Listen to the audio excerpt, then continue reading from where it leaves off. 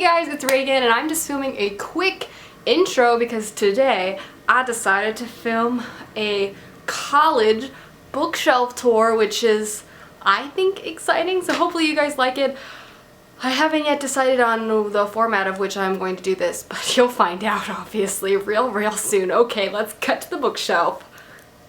Alright, so here is just an overview of my shelf. There isn't any sort of form of organization because, well, I have such a hodgepodge of just random series, so it's more purely visually how I want to organize it. And so yeah, this is just an overview. I'll go into a shelf and shelf look and I'll show you all the books now. Alright, so here is the first shelf. So it's just like this. These are my hands. Hey, hands. Okay, moving on. So the first book we got here is Days of Blood and Starlight by Laini Taylor. Read this, loved it. Oh my god, so good. Then we have Steelheart by Brandon Sanderson. Already read it. Again, so good. Next we have Finnegan of the Rock by Melina Marchetta. Again, already read it. Very good. Fantasy. Next, starting up here, we have Froy of the Exile, which is book 2 of the Finnegan of the Rock series, or the Lumetri Chronicles. I haven't read this yet. Really looking forward to it, though. Next, we have the beautiful Assassin's Blade. Oh my god, look at it. Look at it. Look at it. Next, we have Cress by Marissa Meyer, book 3 of the Lunar Chronicles. I'm excited to pick that up soon. Then we have The Well of Ascension and Hero of Ages by Brandon Sanderson. I need to read these. It's embarrassing at this point. Next, we have Aristotle and Dante Discover the Universe by Benjamin Alri-Saniz. I haven't read this. Hopefully will soon. Looking forward to picking it up. Then we have Grasshopper Jungle by Andrew Smith. This book is just really cool looking. Again, I haven't read this, but soon. And the last on that little part, we have Ignite Me by Tahera Mafi.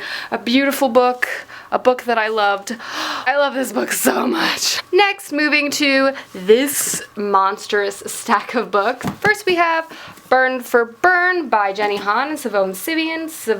Savon, something. And then Fire with Fire by the same authors.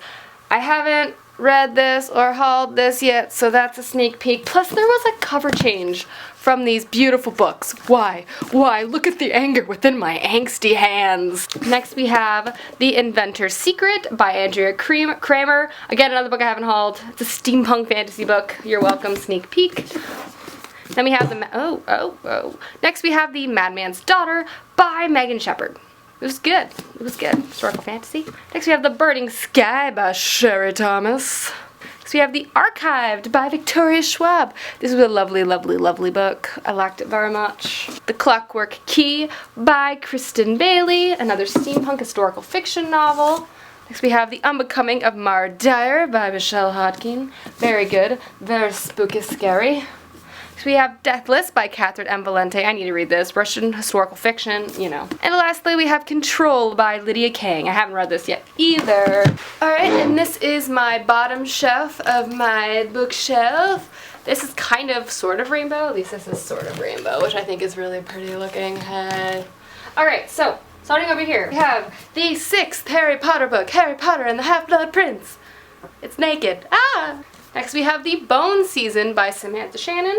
The Magicians by Lev Grossman. The Gargoyle by Andrew Davidson, which I really want to read soon. Plus, look, it's on fire. Next, we have The Nethrogrim by Matthew Jobin, which I love this cover.